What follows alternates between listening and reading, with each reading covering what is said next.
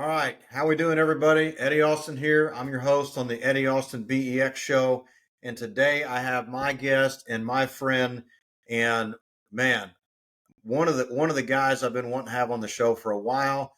His name is Dave Clark. Dave Clark is also the MC to the Extraordinary Capital event. Take it away, Dave. Man, Eddie, I appreciate the opportunity to get on the show today, and just really looking forward to being in a room, a virtual room with people that are like-minded, wanting to learn, and are passionate about. You know, we talk about real estate all the time. That's the business that we're both in. But Yeah. one of the things that I really feel passionate about, it's what vehicle or whatever you do to get to what makes you passionate, right? I always ask people, if you had the dream and you won the lottery and you had, $50 million, what would you do tomorrow? And after you buy the cars, after you buy the house, after you do all those things, you really come back and you've got to try to figure out, who do I want to be as a person? Right? Yeah, Because there's only so many 100%. cars you can buy, only so many houses you could buy. Well, let's pause for a minute. Okay, let's do it. How many people right now, because you hit something good right there. How many people right now that are doing something they have to do, and they have to be a different person to do that, but yet if they had the money, they wouldn't be the person they are today.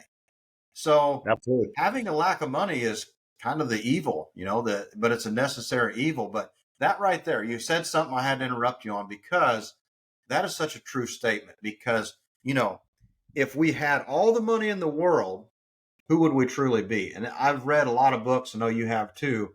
Mhm. And money only amplifies who you really are. So if you're an asshole, you're only going to be more of an asshole. If you're a really good person, you're only going to be that much more of a generous person. So me, I'm a go-giver. When I'm rich, everyone's rich. So when I receive a lump sum of money, everybody else is going to receive a lump sum of money. That's just the way it is. So continue.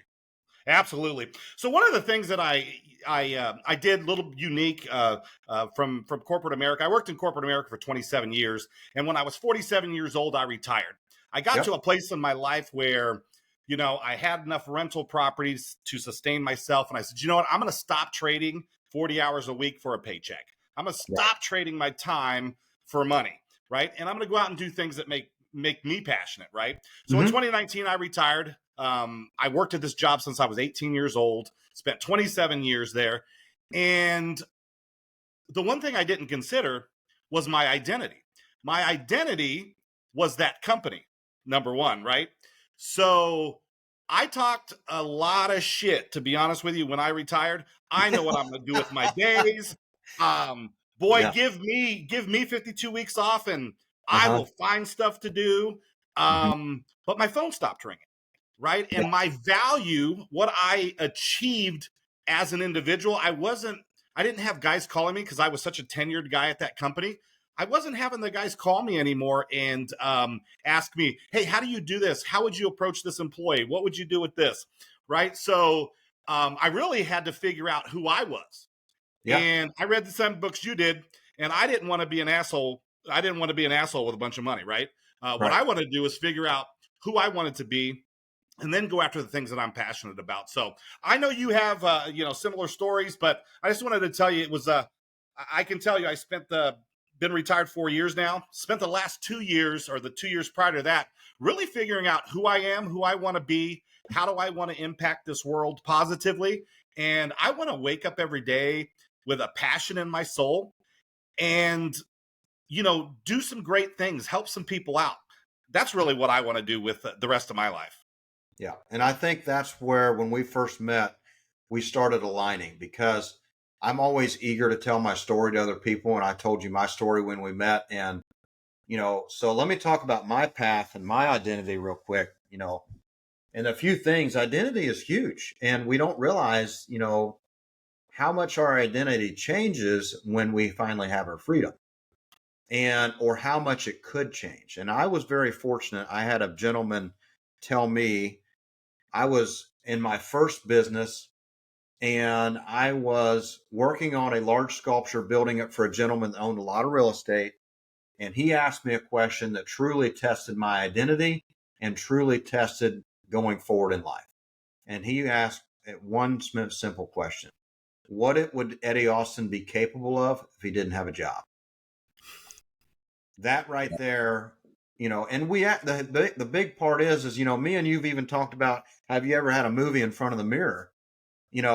How many people have asked ourselves what we would be capable of if we didn't have this job? We're driving down the road. We look in the rearview mirror and we say, what would I be capable of if I didn't have a job? Like, we ask that question, but it hits differently when someone actually asked me. And when he asked me, I think I was in a lot of pain at that point, because I was working 50, 60, 70 hours a week and building a business after hours. And the business that I was in building that sculpture was during that time. So I had got off work or took a vacation day. I went over and met this gentleman. We're going over some building and planning and zoning and the base of the sculpture and everything else. And he asked me that question. I think he could see that I was struggling with my identity. He knew that I was more than what my identity was at that point. So, I started in the entrepreneurial world, you might say at 12 years old. So I left home very early and I worked in an everyday welding shop, doing homeschool in the afternoons and doing vocational college welding classes during the day. And those classes were working 8 hours a day with the men. At, I think, 14, 15 years old, I was a government certified welder at that point. I was working on my work identity, like who I was. I was a welder. I was a government certified welder. I was starting to build that identity. And then when I found out that I didn't want to do that anymore, I went into turning wrenches on diesel engines. Turning wrenches on diesel engines, it gave me a lot of passion. I got to fix a lot of things. It gave me gratification when we finished an engine and it started up and ran and the customer was happy.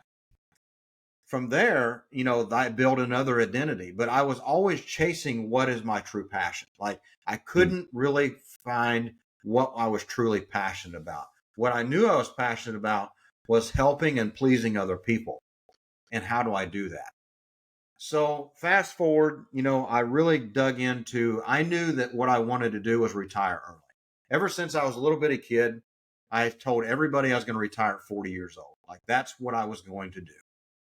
And with that, I didn't know what that was going to take.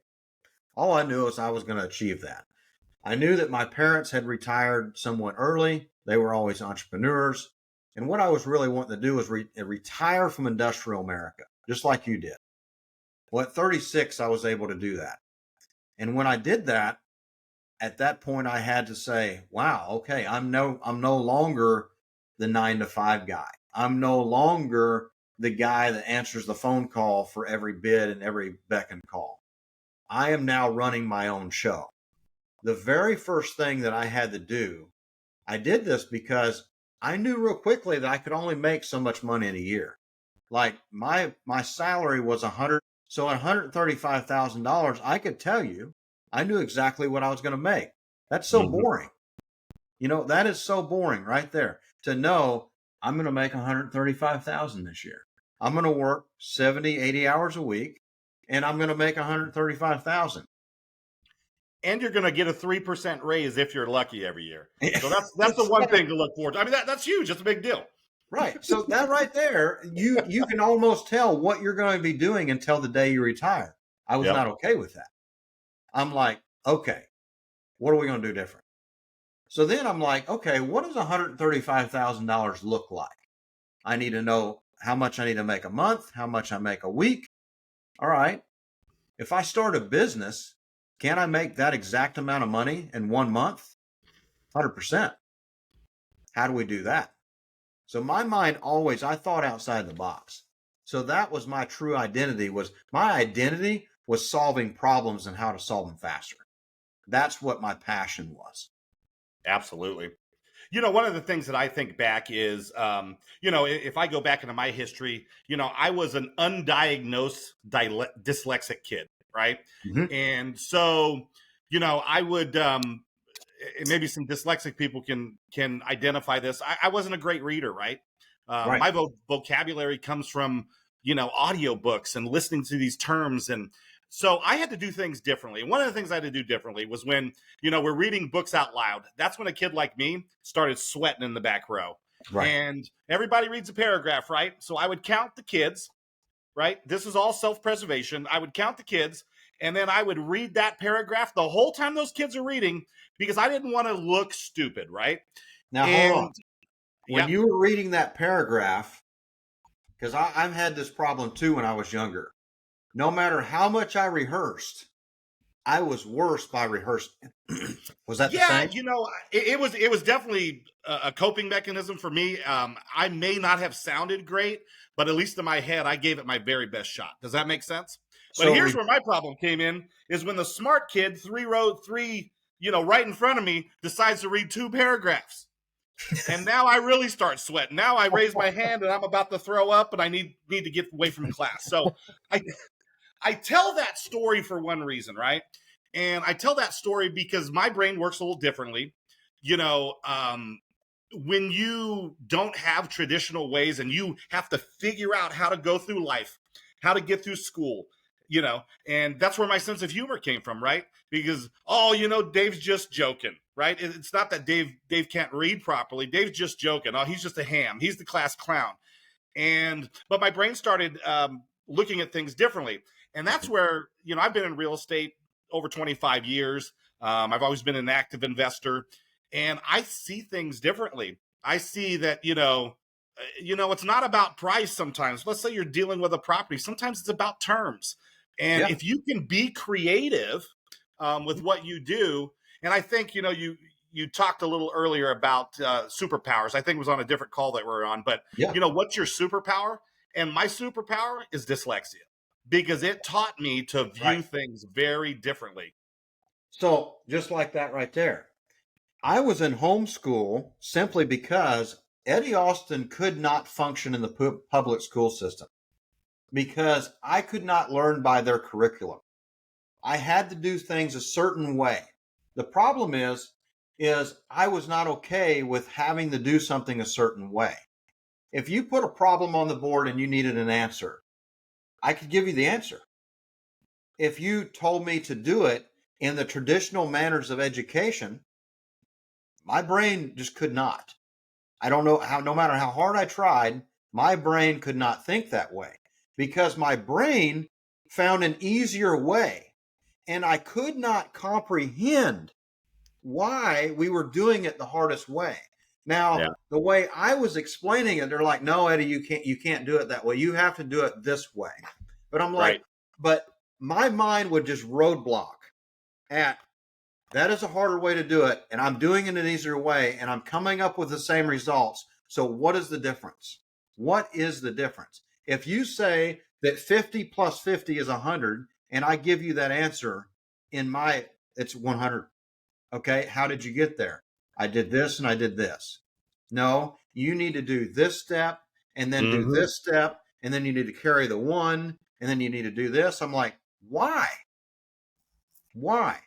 And so I couldn't function in a public school because my mind always thought differently. And just like you, Dave, my superpower came from learning that it's okay to think different and being in a different room. Being in a room to where you're rewarded for thinking outside the box. You're rewarded for problem solving and less steps and doing things in ways that are more beneficial and can help others. Yeah, and one of the correlations that I make is you're a prime example of this, because in the agrarian age, right, in the industrial age, we were all entrepreneurs in the agrarian age, right? So you were the potato farmer, you were the blacksmith. We were all entrepreneurs. And when the industrialization came in, guys like Rockefeller created our educational system, not to create entrepreneurs, but he was there to create workers, employees, right? And the reason you had to do it that one same way is because they're teaching you a way in mathematics or in English or whatever. And this is the structure. If you can learn that structure, you can learn the structure, and this lever goes down first. Now you put on the foot lever, right? You can be taught to do these industrial jobs. So when you told me that story, I didn't know that you were homeschooled, But that's why you're an entrepreneur, because we need to create a system in America, in the world, where we can take entrepreneurial spirits and we can help teach them how to be Right. entrepreneurs instead of being employees. Now, we do need employees, right? And, Yes. we need doctors. I'm not a big college guy, to be honest with you, Eddie. I No. kind of feel like if you're going to be a doctor, a lawyer, a brain surgeon, hey, go to school. But Yeah. if you're going to be in business, don't go get a business degree. Go start businesses No. and fail Well, and learn. here's the thing. I never finished college because my professor wasn't a welder. My professor wasn't an accountant, and my He was a professor teacher. was not an entrepreneur. He was a teacher with academics, and he had been to school longer enough. He got a doctorate or something like that. Nothing Right? against that. Nothing at all. Absolutely But not. I want to learn from the guy that built the railroad. I want to learn from the guy that's actually done it. Now, I want to back up for a minute. When Okay. I got much older and I did get into a Japanese operated plant, the Japanese operate in a very lean manufacturing, and they do that because of systems and processes. Yep. And I do feel that systems and processes are extremely important. And as I got older, and I realized that I did have a bright mind and I did think outside the box. Now what I need to do is to teach other people how I thought outside of that, how I got to my answer, and how I cut off this many steps. So it was very important to understand to create an SOP, a standard operating procedure. When you hit this wall, and this is what happens, this is how you can apply it. This is what you should do different. It's just like a line chart. You come down, you're like, okay, Dave was able to join Riverside. He went over here. Okay. Dave was not able to join Riverside. Go to this step and to this step. And it was a work instruction. And then there was guiding points along the way. And just like there's steps, like the most beautiful thing, and I think it created my OCD, or it didn't create my OCD, but it kind of brought out my OCD, is things need to be done a certain way at a certain level of perfection. That is important. You need a coach for that. You need someone or a community that can help shape that and put that into the right things. So with that, it was very important for them to always have, like if you grabbed a wrench, the wrench was always kept right there.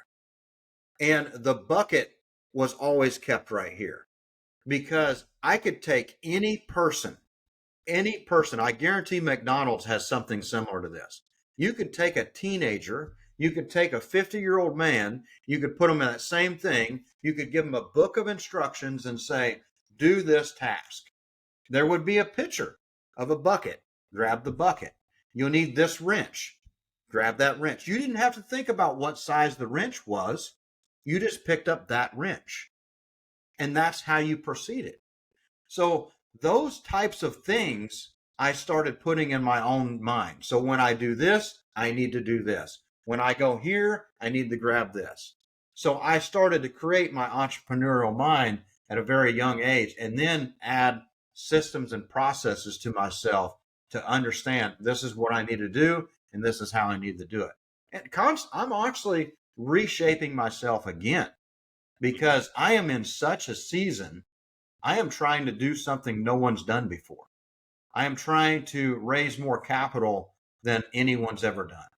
I'm trying to build companies that have not been built in this short period of time. So I have to work on my principles. I have to work on my 3 pillars. One of the coolest speeches I just heard recently is Chad Wright. You ever heard of Chad Wright? I haven't. Chad Wright is an amazing individual. This man does 100-mile marathons, last man standing. He's won 2 consecutively, back to back. He was in the middle of doing a 250-mile race, and he figured out that at 150 miles, he looked at his brother and he said, I'm done. I cannot fathom running another 100 miles to complete this race. His brother looked at him and said, this is a great place. You are finally in the place where everyone else is at. And he goes, what do you mean? You can't imagine starting a business.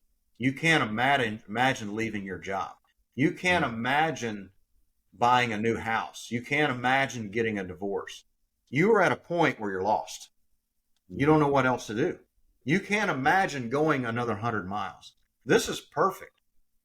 And he goes, what do you mean? He goes, what is perfect about this is you are exactly relatable to everyone else when they first start right now. And he goes, okay, well, what do I need to do? You need to go back to your 3 principles. Those 3 principles of his are this.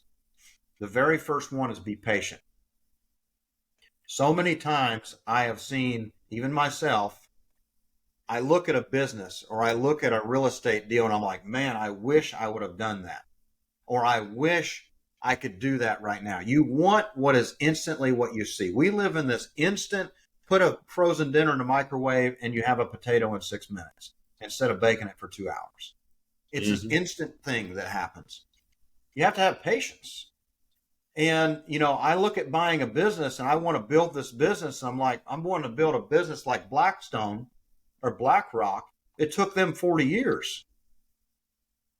I'm not patient enough to do that, because I want it in 5 years. So the first thing is patience. You have to be patient. The next thing you have to be is present. You have to be present in the moment. That's the thing. I'm going to explain this in a minute because I'm rearranging these. The next thing you have to be is deliberate. You have to be deliberate in your actions. So what he said during this time, so he's patient, he's present, and he's deliberate. And then he executes. So he put his head down and he started running this next 100 miles. And he said, I will be patient. I will be present. I will be deliberate. And I will execute. He repeated that the rest of the 100 miles. He completed that 250-mile race because he wasn't thinking about how bad it could be. He wasn't thinking about, I have to run another 100 miles. I can't imagine running another 100 miles. He stopped that mindset right there and he said those 3 things. I will be patient. I will be present. I will be deliberate, and I will execute. And he executed one more step at a time until he completed 250 miles. So I want to get your take on this, Dave. So I'm going to tell you, I'm sorry, are you going to ask me another question? Or, no, go for it. I want to get your take first, and then I'm going to rearrange my goals. Okay. So when I look at what his brother told him, it flashes me back to, I think you're much like I am from a perspective of, we're positive thinkers, we're big thinkers, we're visionaries, we're really trying to, we're really trying to architect our own life. Like I think, and I'm not going to speak for you, but I think you're one that probably believes in manifestation, like set your goal, take steps, right? All those types of things. So, I know the things that I want to do. And I know that I can wake up today and I may not have that same fire, or I wanted something to happen today and it didn't happen. And, I was reading a book and it was basically the guide to surrendering, right? Surrendering to the universe, meaning you've already set that intention. Hey, I want to, grow a company to, $4 billion worth of assets under management, whatever the case may be. You set the intention. Now surrender. Let the universe do what it's going to do. Now, that doesn't mean you're going to sit on your couch and eat, Cheetos. But what it does mean is that you're going to take steps because you've already, and you know what, I got all nutted up last weekend and I was like, man, I want this to happen. I want this to happen.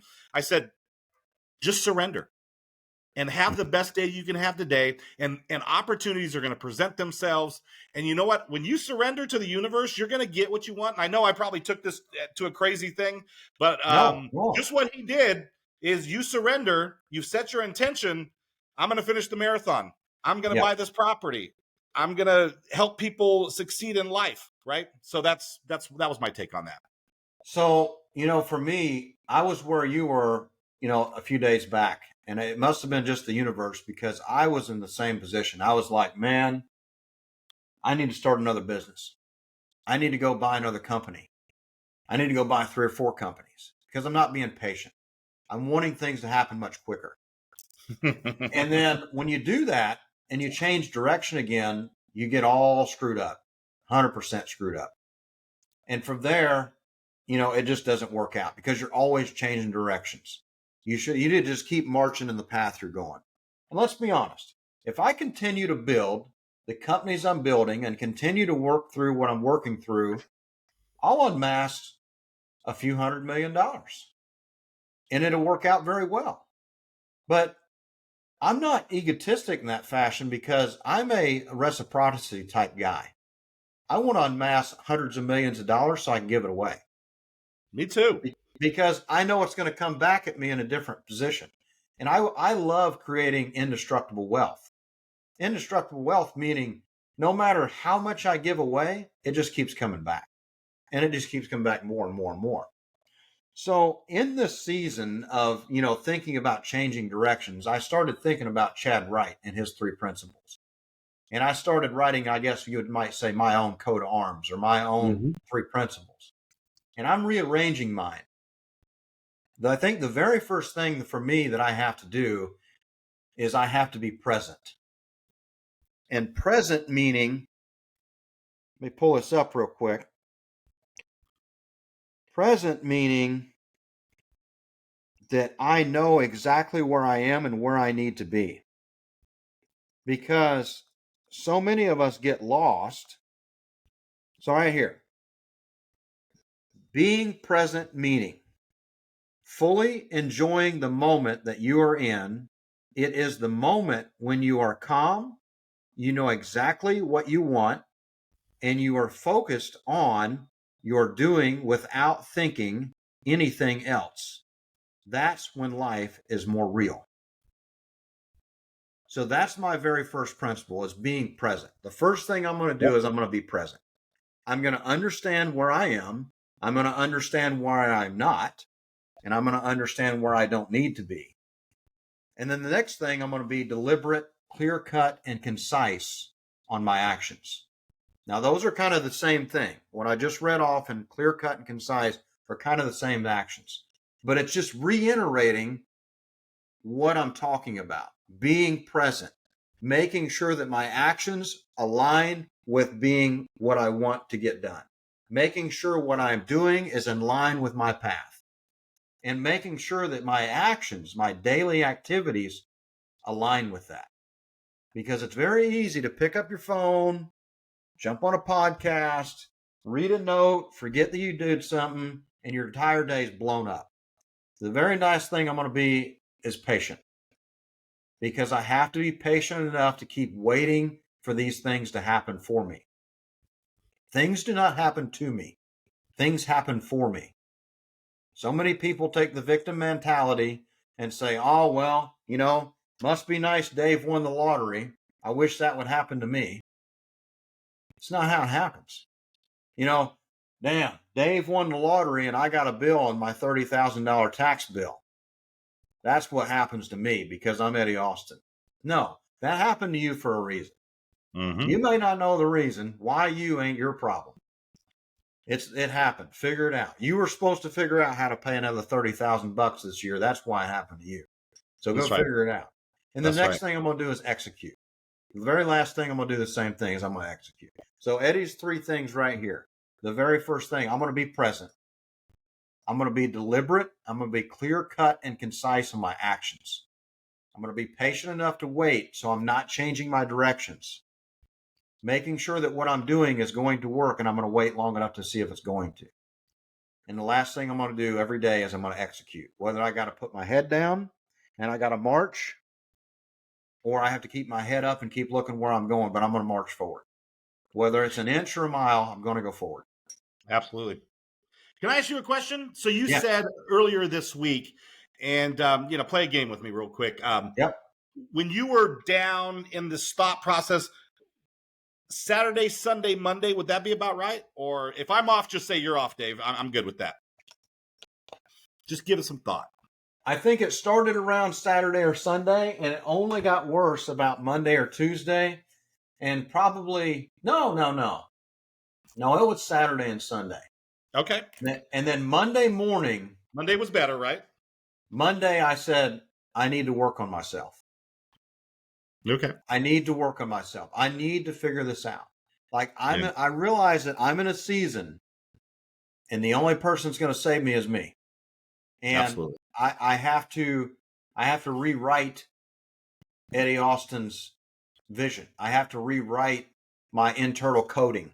I have to rewrite the things that I'm doing. I need to reprogram because what I am doing is not working. And then I started going back through my calendar and I started to think about how many things on my calendar that I missed or how many things on my calendar that didn't get done, Yeah. tasks that got overran. And I started saying, it's okay. It's okay that I didn't get that done. It's okay that I didn't get this done because I got this done. And then I started really digging in. My own worst enemy. Like I beat myself up no more than Me anybody too, could ever brother. beat me physically. And I started saying, Eddie, you are on the wrong path. You are doing the wrong things. All those actions, how does that get to you where you really want to go? Are you really thinking and doing the things that are actually going to propel you in the things you're trying to accomplish? And when I evaluated that process, a lot of those tasks did not align with where my mind thought I was going. I was just busy. Yeah. So let's play this game just a little bit longer. So you said Saturday, Sunday, the worst maybe Monday, or at least you feel like you were digging yourself out of the hole. I was I want digging to make a myself out. correlation. Yeah, digging yourself out. So I'm going to tell you something, and I, you know, we've talked quite a bit. I don't claim to know everything about you, but I know that we have similar mindsets. Very. So my next statement, I would just by knowing who you are, what you do, just positive, different things like that. You believe in the mastermind principle, right? Who you surround yourself with, the top 5 people, all those type of things. Well, one of the things that always, so I would say we are in a mastermind. And what I mean by that, we're together working on the Extraordinary Life event, right? So we're Yes. doing that. We're talking other business ideas. We have different things like that. So we are energetically connected. Do Yes. you think that it's a coincidence that we both were in that same mood? And I would venture to guess, Oh yeah. if we took a guy like Xavier, I can tell you that Xavier was probably having the same emotions we were having, because we are now Eddie, Xavier, Dave, and we're all individuals, but we create a fourth mind, right? And that's where the synergy comes, and that is where the magic happens, right? I think it comes down to this. I'm big on this. You got to tell the universe what you're doing. Absolutely. So, I've heard the term build in silence because somebody might take it from you. I've Yeah, heard yeah. the term that, don't tell everybody about what you're doing because they might take it from you. Bullshit. Yep. I don't believe It's that at all. abundance. We have an abundance mentality, right? We have an Like abundance mentality. that we know that you can be a billionaire and I can be a billionaire. We're not against each other.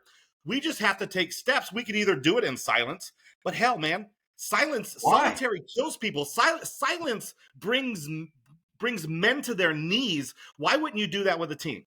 You can build $1 billion business yourself, you might think. But I'm going to say something real quick.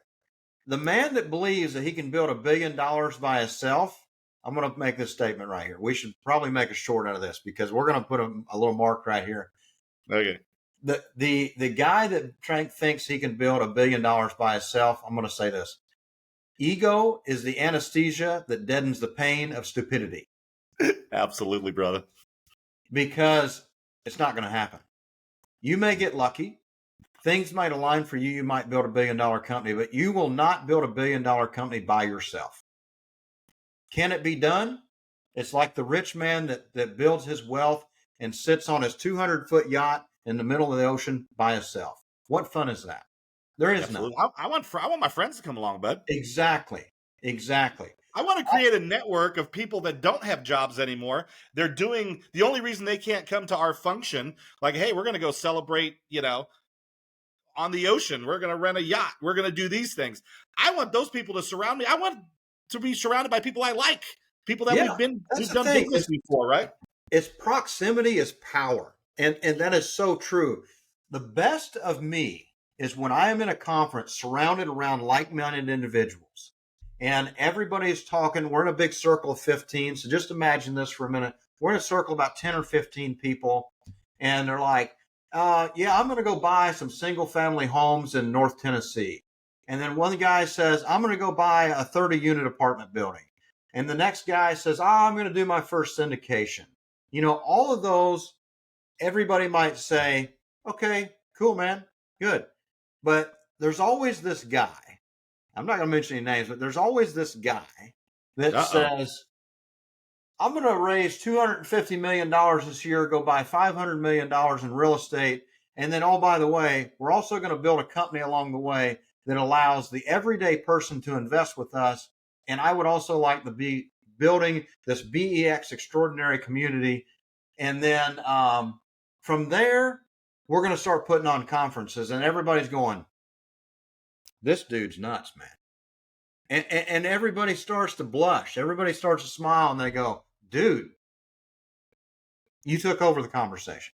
That's right. And then the coolest part is everybody's like, how can I help? That's always the next thing I hear is, how can I help? Yeah. I want to be a part of that. Everybody that talked about small goals, some people will actually say, man, I can help you with that. I can help you buy that single family portfolio. I'm in that too, but it's very few and far between. The guy saying, I could probably help you buy this 30 unit apartment building. The guy that says he's going to raise $250 million and buy $500 million in real estate in 1 year, everybody's like, I want to be a part of that. Right. It's the difference. And it's not saying I'm going to build this in silence, because it's not going to happen. I need Dave Clark. I need Xavier. I need all those people. And then you need me the same as I need you, because I'm going to kick you in the pants when you're not feeling it.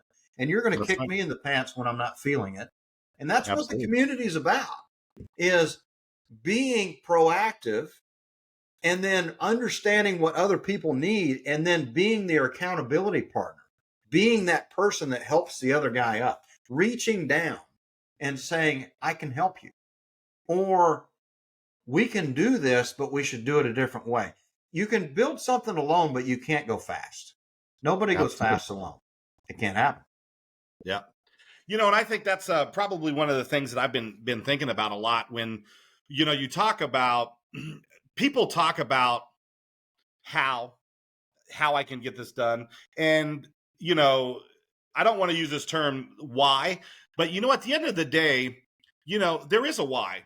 And, one of the things that I look at that excites me about real estate has given me the opportunity to do things that if I had a W-2 job, I wouldn't be able to do. Right. And then I started thinking about, if I could get up every day, I'd want to do 3 things. Right. I would like to share my lifestyle, what I do. I've gotten myself to a point where I don't have to have a W-2. So I do some things in my lifestyle that I enjoy. Doesn't mean you enjoy that, but I might like to hike. I like to camp. I live in a coastal city in Florida. So I like walks on the beach. I like the beach bar, man. I that's what you do on a Friday night in my world, my lifestyle. Yeah. I want to share that with people. This thing I want to do is, man, it goes back to what you said in the very beginning. If you had the money, who would you be and what would you do? That's right. That's the thing. And I think about it all the time. So I am constantly thinking about money, but I'm thinking about opportunities, because what I'm trying to create for myself and others is how to amass the amount of money that it takes to go walk on the beach every morning without a time clock. That's right. What it takes to sit down with a group of people at the Sailfish Marina and BS the rest of the day. Or what it takes to, hey, man, let's go fishing this afternoon. And you're not on that time clock, because you've done things that gave you the ability to go do things you want, because you figured it out. And that's the thing, man. When I wanted to retire from corporate America, it was because of this. At the time, I was making $100,000 a year.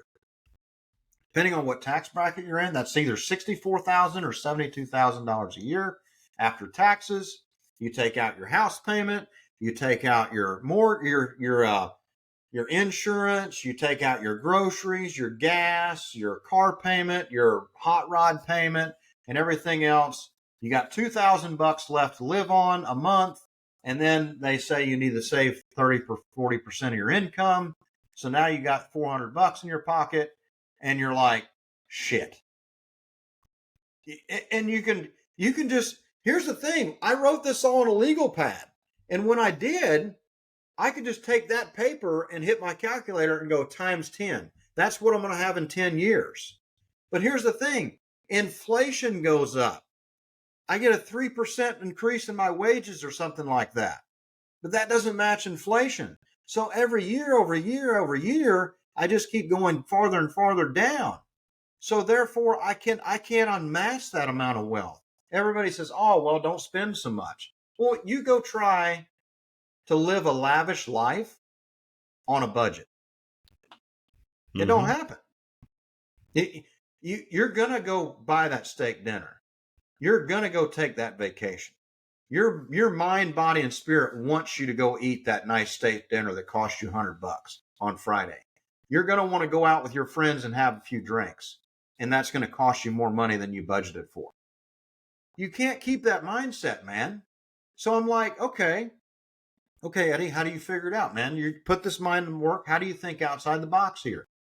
And I'm like, okay, how do I make $100,000 in 6 months? Okay. How do I make $100,000 in 1 year or in 1 week? All right. Well, I just need how many people to pay me to get there. And then once I figured that out, I'm like, okay, what kind of business model makes that happen? What can I do that allows me to happen? Because everybody's like, oh, well, you got to wait until you're a certain age. You know, what do they say? And, save your pennies and get ahead, put more air in your tires and save some money. All them little things, they don't work. They don't. Yeah, here's the stupid one. I've worked for companies before where I used to say they trip over a nickel to pick up a penny. Yeah, they would. Yeah, absolutely. I'm totally with you, man. So the thing is, I'm like, all right, here we go. How do I make $100,000? And how do I make it in 6 months? And then I could take the other 6 months off.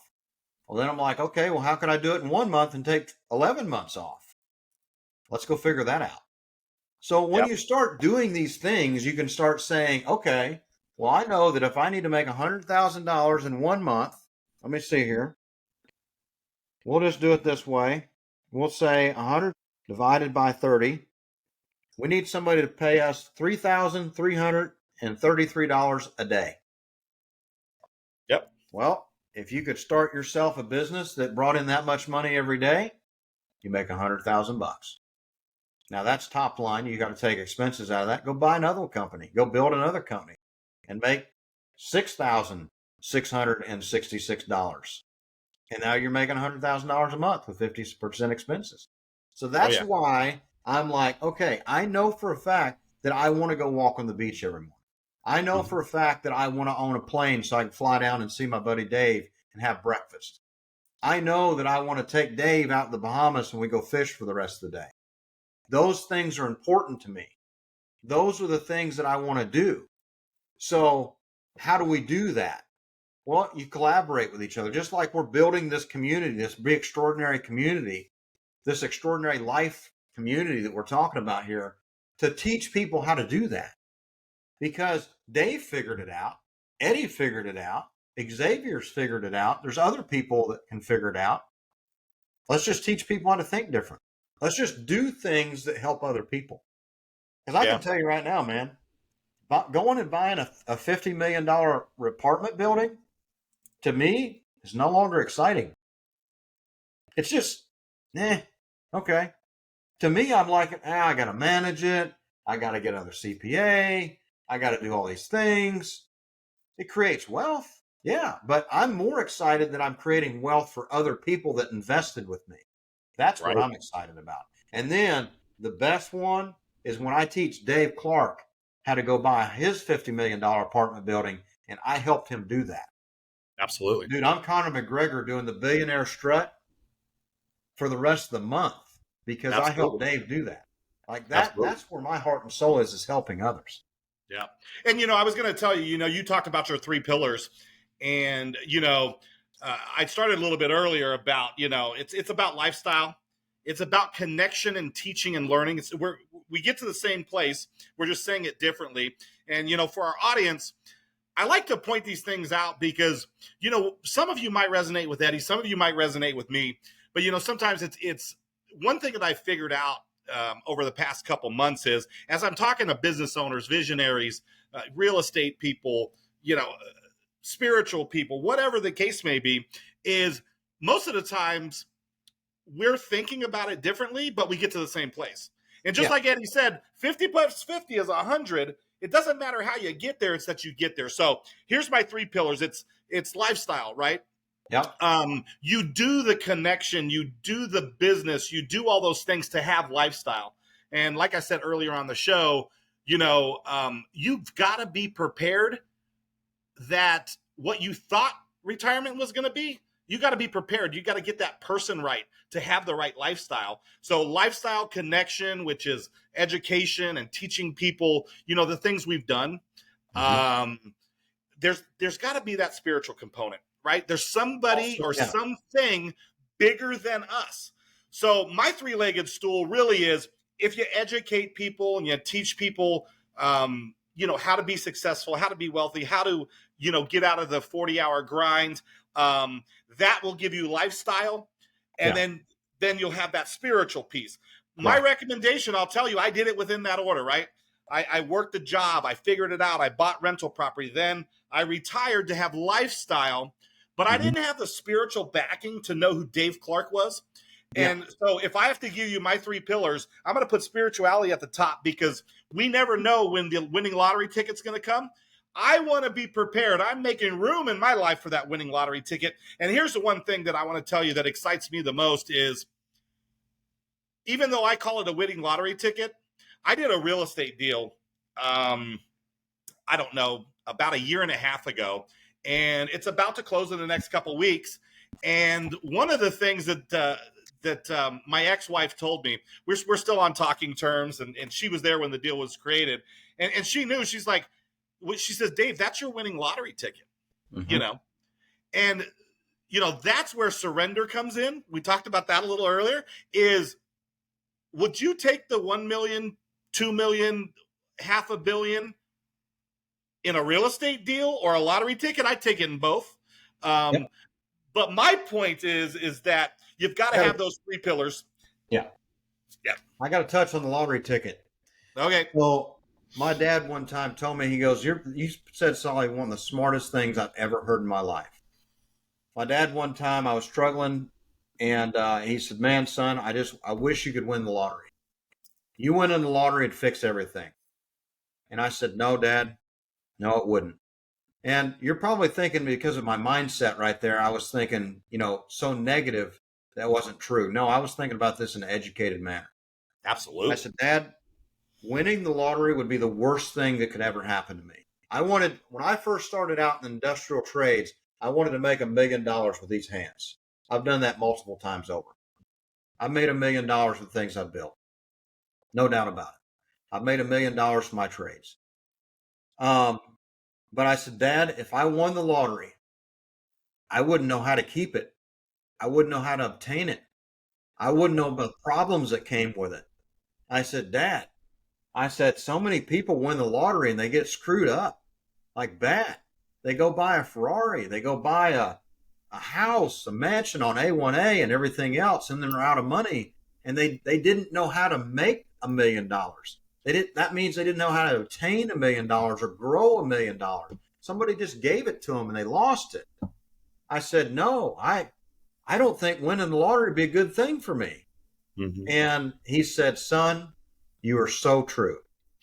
So many people get gifted, inherit, win $1 million, and they lose it because they don't have a millionaire mind. That's right. They don't know the right ways to do things. They don't know how to keep it. They don't know how to grow it. So, son, that is so true. That is 100% right. That if you won the lottery, you would have more problems than you have now. And the problem is you've never dealt with those problems before. So you don't know how to fix it. So, yeah, on the lottery piece, I had to put that in there. And I have to back up for a minute, too. I didn't talk about this because, religion sometimes can be skewed, screwed up, whatever. I'm a Christian. I have to be a Christian because I did die at a very young age and I got to come back. And that was my original purpose, was knowing I had to find myself why I came back. Like why I knew there had to be a reason why I came back. And I searched for that for a lot. So I have to believe in God, in my opinion. The things I've seen, the things that are happening to me are unexplainable. So yes, spiritually, the first thing Eddie Austin does when he gets up in the morning is, I believe if you got up in the morning, that's a miracle.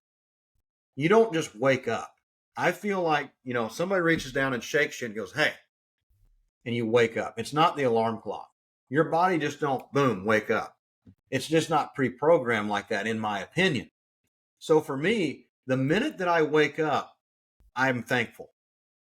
I say, thank you so much for another day to go do what I'm doing and to go help someone else. So the very first thing, Dave, before my 3 pillars are totally aligned with you, it's being spiritual. Understanding that things happen for me and that things are happening in my life to help me in some area or to help me grow in a place that I'm weak. And that, so I have to back up and say, no, spirituality would probably be my number one.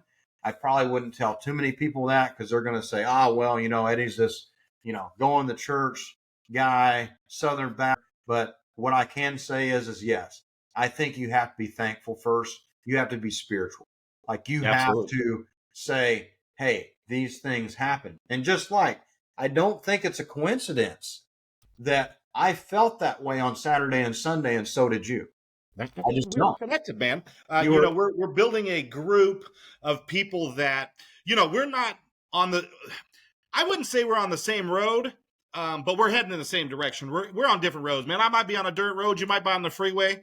But my point is we're headed in the right direction, and we have created that mastermind. Right. And that's where I really look at the spiritual piece is, I believe what I believe, you believe what you believe. But here's the thing that I've searched a lot. And one thing that I said is, if you're a Christian, you believe in Jesus, or you believe in Allah, or you believe in Buddha, if you believe in Mother Earth, right? Here's one thing is you can talk about Christian principles today, and you and I will totally agree. We may not agree where it came from, but the point is 50 plus 50 is 100. It doesn't matter where it came from, Eddie. Right. So what I would rather spend time be in business with somebody that believes there's a higher power than them. And if you have to go to church to do that, great. If you have to go walk barefooted on Mother Earth to connect to her, whatever the case may be. My point is, there's not a principle you'll mention that'll differ from mine because they're all universal principles. Exactly. And let's talk about this too. I really feel like everyone is chasing the same thing. Some of us are on slower paths. Some of us are taking the hardest road. Some of us are taking an easy road. But at the end of the day, we are all chasing one thing: our time, freedom, and money to have all the options to go do whatever we want to do. Absolutely. And I can honestly say I have some data to put with this. I attend a lot of real estate conferences. I travel all over the United States. I've even traveled overseas. And I can tell you, every room that I've ever attended and every person I've ever run across, no matter how big they were, no matter how small they were, no matter if they were running $1 billion company or a $10 company, everyone was needing education. Everyone was needing money. And everyone was looking for a partner. Those 3 things have always been true. They may be in different orders. In real estate, everyone's looking for a deal. So if we talk about just the real estate conference that we met at, everybody in that room, 95% of people in that room, including the people that were speaking, I guarantee you, they were looking for money, they were looking for education, and they were probably looking for a deal, or they were looking for a partner. So you might say that's 4 things, but those things right there, every room I've ever been in, that's what people are looking for. And then spiritually or singly in our person, we are chasing freedom. We are chasing to have our time. We are chasing those things. You said it better a minute ago. Like, what was you chasing? What's your first number one? My first number one is well, it was lifestyle, connection, Lifestyle. teaching. That's what I Yeah, was looking for. lifestyle. Yeah. Lifestyle. Everyone's chasing a lifestyle. They want the lifestyle. And lifestyle takes what? Money. Money. Now, everybody can bang on money. They can say money is the root of all evil. They can say whatever. I say money is not the root of all evil. There's a huge caveat to that saying, and that caveat is this. I feel like Eddie Austin's take on this is the lack of money is the root of all evil. I have seen some unbelievable crimes because of the lack of money, the pain of not having it. I don't know what they were dealing with. I've seen people rob stores. I've seen people get shot. I've seen people get stabbed. I've seen people cheat on their spouse. I've seen people screw up their job. I've seen people that drank alcohol because of it, do drugs, sell drugs, be a horrible parent. I've even heard of people selling their kids' organs for money. So money is not the root of all evil. It's worshiping money in a way that you cannot figure out how to obtain it and grow more of it. And it's the lack of money that creates evil. That's my true opinion. So I'm gonna rephrase that a little bit. Yep. Humans are the root of all evil. Yes. Yes, they right? can be. Because, it's I don't know what side of the aisle. Money I'm not a political. Money is not a human being. It's not a heartbeat. So therefore, Right. yes. They always say we're gonna touch on something really controversial here. I was about to go controversial. Yeah, I was about to go ahead. AR-15s, That's where I was assault going. rifles don't kill people. That's right. I have one sitting in my corner and has been there for years. It hasn't shot a single soul. Yeah. The same as money does not make you evil. These are tools. An AR-15 is a tool. It is used to win war. It is used for killing an animal or target practicing to sharpen a skill set or something like that. Money to me means absolutely shit. What money is to me is to buy more real estate. And That's just right. like Grant Cardone says, I don't want money. All I want to do is collect it and invest it somewhere else. You got to, in order to make money, you got to get rid of money. You can't keep it. If you keep money, let's be honest. When you keep money, you have money problems.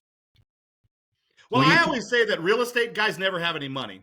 The reason real estate guys never have any money is because anytime we get any meaningful amount of money, I'll tell you just, a real example for me. When I get $20,000 in the bank, I go buy an investment.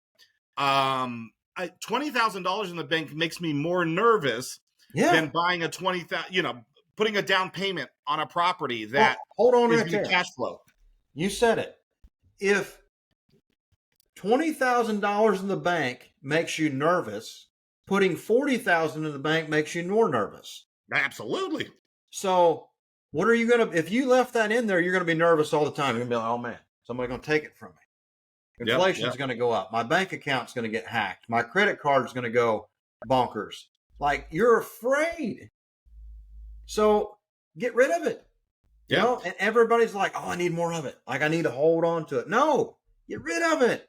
You know, and another thing is Grant Cardone pays his kids a salary. Mm-hmm. Or not a salary. They give them money. They pay them to do work. And then that money gets reinvested into the company. And then they live off the dividends or they live off the returns. That's right. They're growing their wealth. So, no, I never have money. I always, when I get money, I get rid of it. I've invested millions of dollars in my businesses over the years. I've made millions and I've invested them back in my business. Everybody's like, you're a millionaire. Maybe. I don't think, it doesn't say that in my bank account. Right. My net worth might say, I don't know. It's properties that you have. It's intellectual property. It's, you have all these things. And, when you're working a W-2 job, if you lose your job, you don't have money coming in. Mhm. That's why you and I kind of have that similar story where both those working Joes, we had good jobs. We were making well over six figures. But what we did with our money, bought real estate, invested in businesses, and we knew that if we lost our job, we'd still have some money coming in, right? That's they always talk about, fuck you money. Let's be honest with you. When once you get to fuck you money, Right. life changes. And what I mean by that is, I had income coming in and without my paycheck. And it got to the point where it got pretty damn close. And I said, I'm not having fun anymore. Mhm. And at that point, I said, fuck you, I'm out. Like, it's costing me money to keep a W-2 job at this point because Yeah. I have. Oh, hold on. Let's do Hold it. on. I think it's Glenn Stanford, the guy that created eXp Realty. Oh, yeah. Him and Grant Cardone was having an interview. And he says, where was the switch for you? And he said, well, I was making $90 an hour. I was comfortable. And I was thinking about not starting eXp Realty. And he goes, you're making $90 an hour. And you almost didn't start a multi-billion-dollar company. That's that right. job was very expensive. Absolutely. That job almost cost you everything. That's another thing. I'm a pilot, hence the placard on the wall. Alpha Romeo, Foxtrot, Bravo, But when we say when we're piloting or when we're flying a plane, you never want to become complacent, fat, dumb, and happy. Right. Because it's so easy to get complacent in a job place, making $90 an hour. Everything's comfortable, everything's good, until you find out that your mortgage company just went out of business and they're calling your note for 150 grand and you don't have 150 grand and you were flying fat, dumb, and happy, spending all your money, living paycheck to paycheck. Holy shit, what are you going to do now? Yeah. And you've run up your credit cards, you spent your money. The new bank needs 5% down or 20% down, and your credit score is so bad they won't give you a loan. So you got to go get hard money, and then you can't afford your house and you lose it. That's fat, dumb, and happy. That's flying wrong. It's okay, and then you find out you're going to crash. And there's not a huge correlation to what you said, but it spurred something in my mind. When you talk about, you're in real estate, I'm in real estate. We've both done diverse things in real estate. And I am sure your inbox on Facebook and, I put my lifestyle on Facebook and I've probably had 6 people reach out to me in the last year. How did you do it? You're so young. I went to high school with you. What's going on? And I always said there's one thing. You've got to find the deal. You don't. Well, I don't have the money to execute. No. Listen to what I'm saying. Find the deal, and the deal will find the money. We touched on this earlier. Crazy, right? Everybody believes that there's not an abundance. Like here it was. You said Eddie wants to be a billion dollar man. Dave wants to be a $1 billion man. Is there only $2 billion in this world? Absolutely not. No. There is an abundance of money. That is that's the mind right there that stumps everybody. They're like, oh, well, I don't want to tell my deal about that to Dave because he might find more money than me. No, go find out how to attract more money. Go find a better deal. There's no lack of money on this planet. There is not. They print the shit every year, I believe. Hell, I don't know. And I mean, they find it buried. There's money. There's more money probably getting molded and ate by rats than what's in circulation right now. Absolutely. And that's what I say when, I take it, when I get $20,000, I go find a property to put it in, a business to put it in, because I know that, that $20,000 is going to disappear. Mm-hmm. But what I also know is that property that I bought is real assets, right? So I'm not a doomsday guy, but let's just say the financial system broke in America, the dollar's gone. And I own apartments, single family homes, whatever I own, I know that if they change the monetary system to chickens, I know that I can rent my house out for 50 chickens a month. So I feel very Yep. secure that if the rug gets pulled out from under us and from a financial situation, I'm not a doomsday guy, but I am a realist to say that this is a fiat currency. It's fake. It's not real. It's not backed up by It's been anything. fake since 1972 when Nixon pulled the dollar off the gold standard. Absolutely. When that happened, the dollar could run wild. There was no physical monetary value to the dollar because it's no longer backed by the gold. So Absolutely. at that point, that means they can print as much as they want. They can do whatever they want. And I'm sorry, if you can print something, why is it valuable other than being a tool? Yeah, absolutely. Absolutely. That's just it. Are you a baseball card collector? Were you ever into that? Man, that's a sore subject. Okay. Well, I'm going to tell you my story anyways. Well, So hold on. if you Hold on. we're about go ahead. You know why it's a sore subject? Why is that? Because my family members, when I was a very young age, they used to buy me collections of baseball cards. And I had what I know now today, some very, very expensive baseball cards, probably a couple $1,000,000 in baseball cards of different types of sports. I gave them away. Yep. Because they were clutter in my portfolio of shit. So now baseball cards and stuff like that, I'm like, you were an idiot. Because I was not patient enough to hang on to those or even know what I had. Because today I had some that was in glass, my friend. Signed. Oh yeah. So go ahead. So, talk about printing money. So if you grew up in my era, how old are you, Eddie? I'm 40. Eddie's 40. I'm 51. So now that we got that out of the way, but you probably remember Ken Griffey Jr. Yep. His rookie card was an upper deck card. So, I was in junior high school, more high school. And hold on. I got you got another one? I got something that might make the crowd laugh. Okay. So I grew up around a lot of older people. So I knew what upper deck meant. That's right. But some of the people younger than me, upper deck means someone crapping in the toilet tank and then flushing it. Got it. So see, and that's what I always talk about, when we have conversations, it's like, you're 11 years younger than me, and there are some subjects. It's just funny to have a different perspective, right? Yeah. To say, hey, what an upper deck is, yeah. Because sometimes people say stuff, and I start laughing, and they're like, "What are you laughing at?" I'm like, "Oh, never mind. Not in this environment. Can I tell you what I'm laughing about?" Right. So upper deck basically created this card, said it was the premier card. The packs were like $1.99 a pack, which was really expensive, and they had this.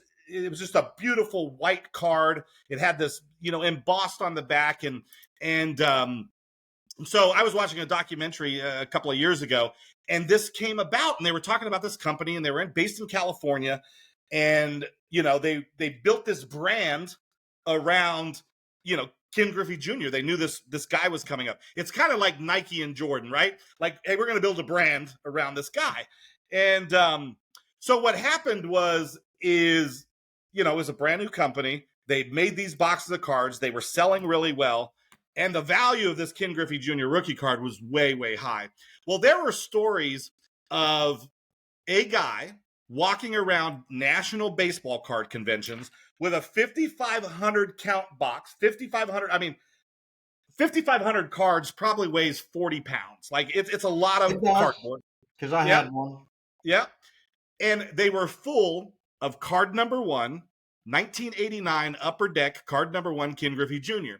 So the rumor has it is that the Ken Griffey Jr. card was overprinted. Like they saw the money happening.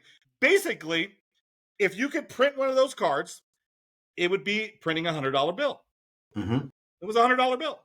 So that was part of the collapse of the card market. The 90s really weren't good for the card market. Now it's starting to come back.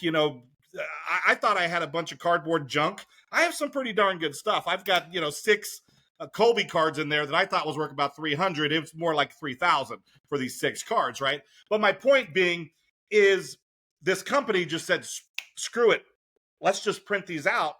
Right. And so nowadays you can buy Ken Griffey, Ken Griffey Jr. rookie card, upper deck, ungraded, 20-30 bucks. Right. It's lost its value. I know that was a huge tangent, but at the end of the day, you can't continue to print and it hold value. Like I believe, like, man, if I had a time machine, I'd love to go back to 1952 and gather up all of the Mickey Mantle cards, and I would make sure they were perfect. Then I would time travel back here. But you know what had happened? The reason that card's worth $1 million, $1.5, $2 million is because of the scarcity. So if I went back and I brought, that's why I buy land. Back, they're not making any more land. Exactly. I mean, I was getting ready to interrupt you, man. I was going to say, if I had a time machine to go back to 1952, there's real estate right now that has malls sitting on it. Chick-fil-A, right. McDonald's. I would have bought that land and I would have been really, really good at saying no. Absolutely. When some developer says, I'll give you $2 million for your corner lot. No. Right. Because somebody's going to come back a few years later and go, I'll give you $20 million. No. That's right. And then somebody would say, I'll give you 50. Maybe. I'll give you 65. Okay, I'll do it.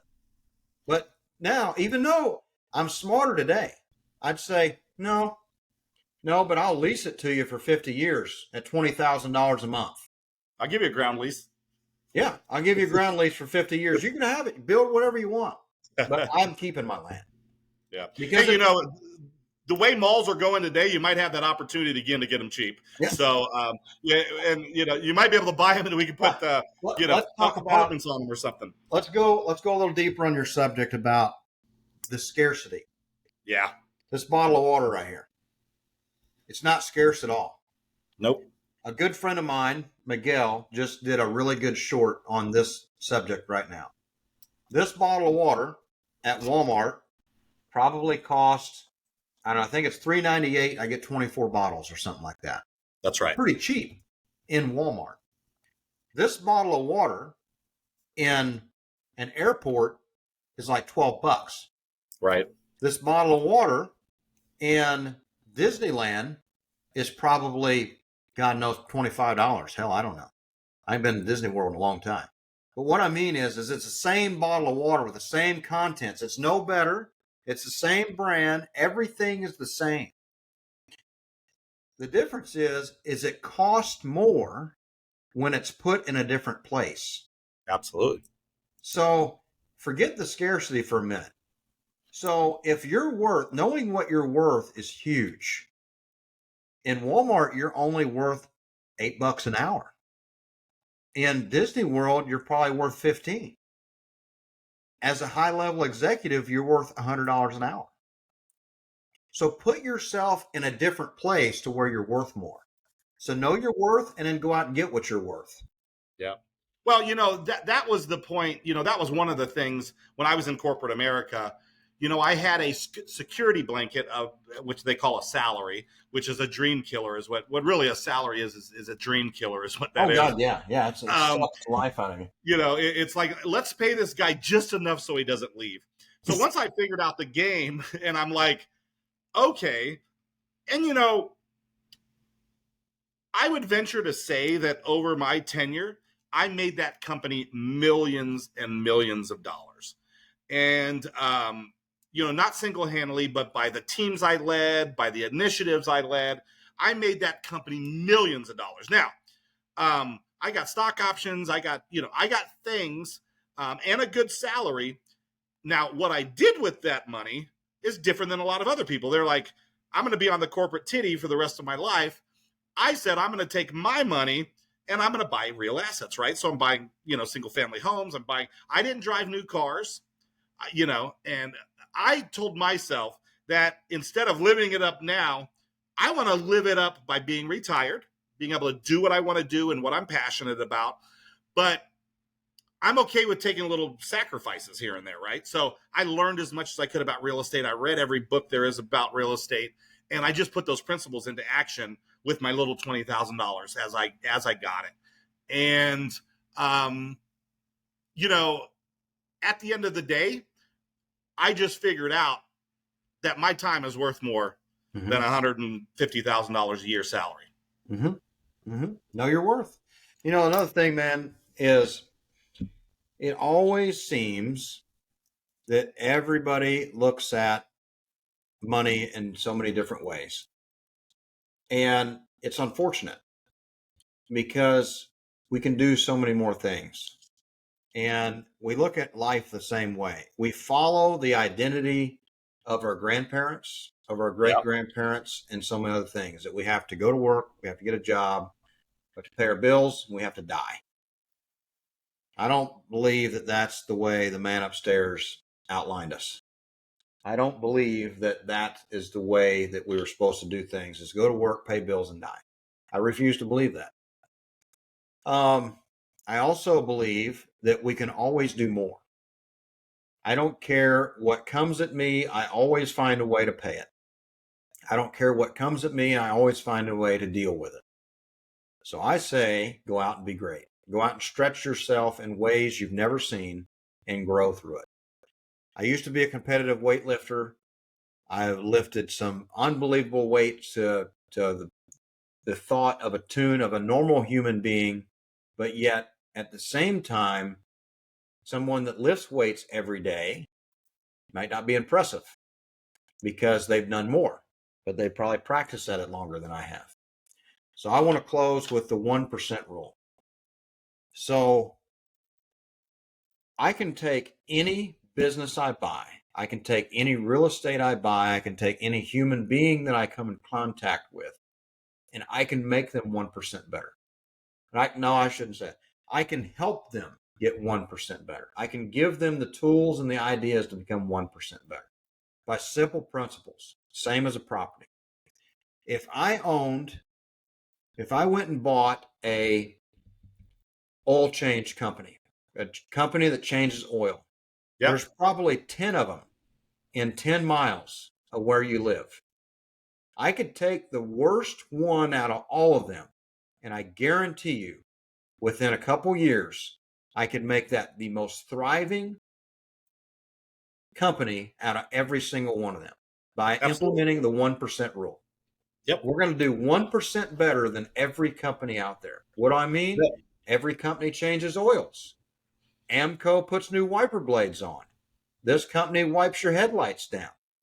Well, Eddie Austin's company, Dave Clark's company, the BEX oil change extraordinaire, we're going to be extraordinary people, because the difference between ordinary and extraordinary, that's why I love the word extraordinary, is the extra. That's right. So if everyone else is changing the wiper blades, everybody's wiping the headlights down, we're going to go a step farther. We're going to say, park your vehicle outside. We'll bring it in for you. I want you to go in and relax in the air conditioning. We got the best TV you could ever find. We got the best coffee and tea around. Grab your tea. I'm going to pull your car in there, and I'm going to have somebody vacuum the floor mats. We're going to change the wiper blades. We're going to wipe the headlights down. We're going to wipe down the interior real fast. We're going to pull it back out. We're going to go back inside, and we're going to say, Mr. Clark, your vehicle's done. And oh, by the way, here's your gift certificate for tomorrow's breakfast if you would like it. I may not make the most money off of all the things that I did right there. I probably drastically reduced my profit by all the complimentary things that I did. But you know what happens in a couple years' time? Every person comes to the Extraordinary Oil Change Company because you've told everybody about the amazing service. Right. So we have, I'm gonna extend it one more time. If you had one vehicle to last you your entire life, you bought one Toyota Corolla, how well would you take care of that car? You'd take care of it. You would change the oil. You would wipe down the interior. If something happened to it, you would fix it. If it needed tires, you'd put them on it. If it needed a tune-up, you would rush in and get it fixed right away because you wouldn't want it to hurt anything. What is the difference between a car and us? Exactly. Nothing. We have one vehicle, our body. So I believe in extending the 1% rule into our fitness and into our lives. Absolutely. So I've got friends that run marathons and stuff like that. I got friends that run, every single day. And they can always say, oh, well, Eddie, I ran 30 miles this week. I ran 5. Yeah, that's good. That's good. But they ran 60 miles. I ran 365 miles because I run a mile every single day. That's right.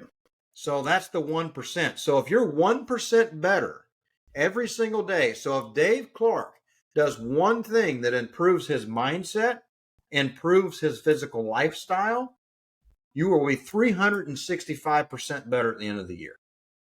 Can I jump in here? Because it's so funny because you have your 3 pillars. I have my 3 pillars, right? We have these different things.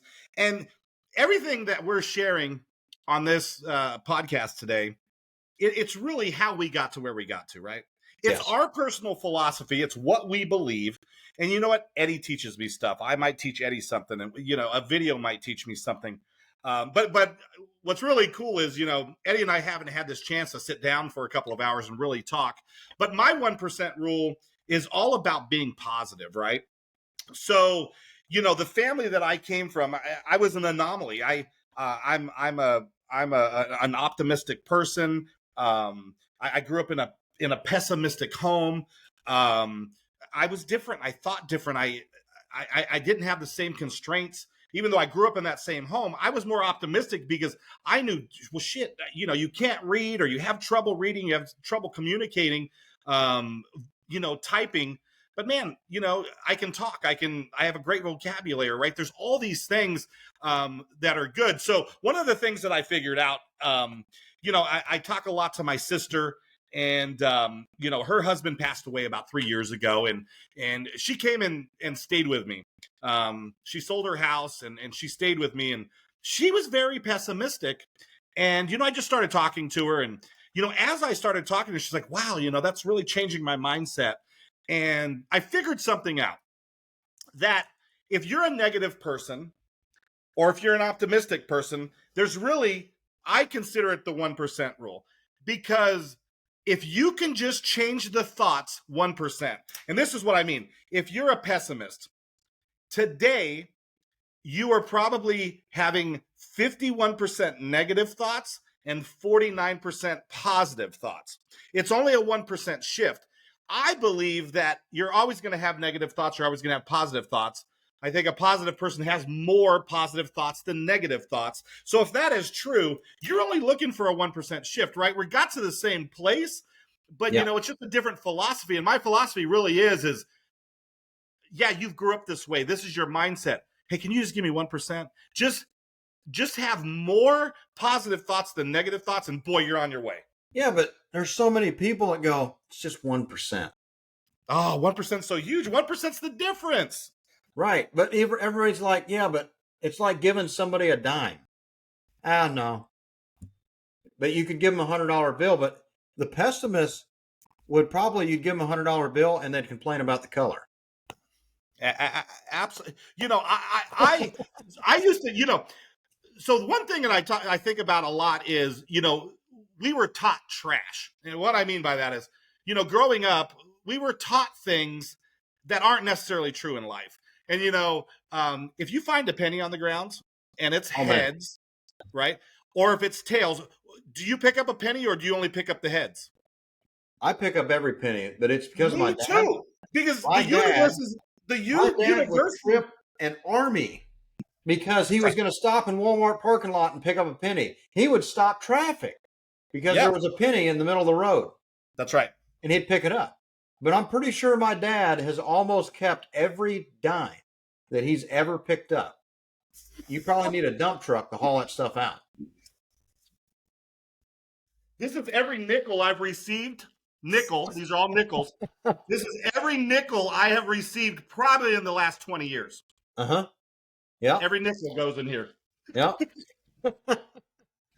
Yep. 100%, man. It's crazy. But at the end of the day, you got to really think, like, I look at that and I pick up that penny, and you know what I say to myself? I am prosperous. Yes. The world is an abundant place to live. I treat that penny like I treat $1 million because it's, I'm not going to kick a penny. I'm not going to, you know what I mean? Dude, It's $1 million is $1,001 bills. crazy, right? That's it. I mean, it's just that. It's no different. It's just $1 million is $1,001 bills. That's all it is. So Stuff, if man. you collected $1 every single day, there you go. I mean, is that a probably slow path to reach $1 million? Yeah, but at least you're doing it, right? You're doing it. It's a difference. Just do it.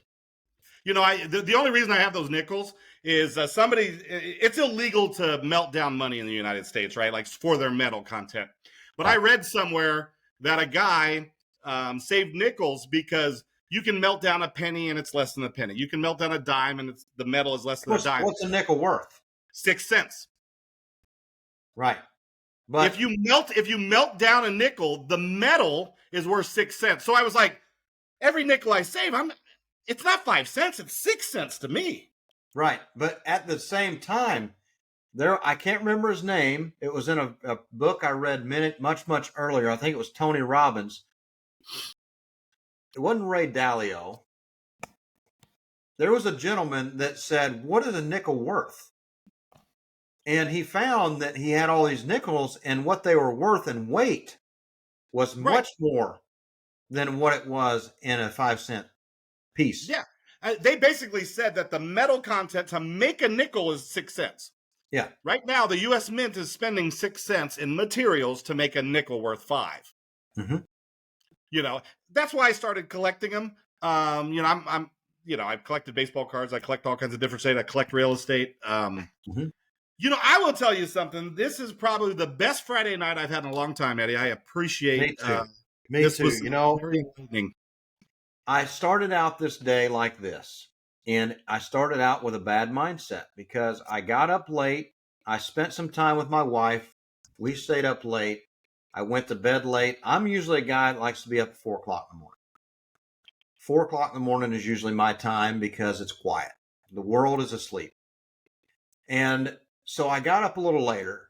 I wasn't able to make it to the gym because I had a calendar full of stuff to do. So normally I'd be chomping at the bit right now to go to the gym. And I would have already ended this podcast probably an hour and 20 minutes ago. But the same time is spending time with the right people and spending time with people that have the same mindset or a different mindset that can help you. That's right. During this podcast, I felt better. And I can only hope that our listeners listen to this podcast and picked up little tidbits and picked up nickels and dimes and maybe some dollar bills. And it made them feel better about their life too, or made them give a different perspective about it. Because I'm going to leave this podcast and I'm going to go to the gym because I haven't put in my mile today. It doesn't matter what time I put in my mile as long as I put it in. That's the only thing that makes a difference. It does not matter. Everybody's like, you got to go at this time. No, you don't. You can do it whenever. Just make sure you do it. Just execute. That's all you got to do is execute. Man, it's been an absolute pleasure, bud. Right back at you from a perspective of I feel better, right? I think when you're talking to people with that positive mindset and people that want to do bigger things than what they are, right? It really lights your fire. And we have an aligned goal from a perspective that we really want to help people succeed. And if we help one person by this thing, I'm a happy guy. I'm good. God, yeah. I'm good. 200%. Yeah, really do. So I know for sure what we're going to do with this content is we will trim it up into some snippets and stuff like that, some shorts. But we're using Riversidefm here to do this podcast. And Riversidefm gives me the ability to live stream to YouTube and Facebook. So the next time we do this, we're going to live stream this to Facebook because I got to thinking about something. Nice. I thought, how many people would shut off NBC or CNN and would have watched the Dave and Eddie show tonight? That's right. and sit there in front of their phones, hopefully in front of a campfire and in their kitchen or in their living room, and just listening to this. And it's not a bunch of commercials. It's not a bunch of media. It's not a bunch of negative crap that's on the news. It's just two cool dudes sitting here, hashing out the different mindset hacks and talking about different things and talking about life and real estate. And that right there is pretty cool. Absolutely. And the things that we have done in life may be interesting to other people or inspiring. So I think the next time we decide to spend an hour and a half on the screen together, we're going to do this on Facebook. We're going to stream it to Facebook. That way people could watch it right as it's happening and chime in. We can go back and read the comments. Yeah, man, we can see some thumbs up, and there's nothing like somebody posting or, man, that was great what you said. I want to find out more information on this, or what do you think about that, right? We all have those opinions. I don't think that you or I believe that we are the guru and we have every answer. But what we do have is we have the answer the way we built our life, right? The experience how I got to this.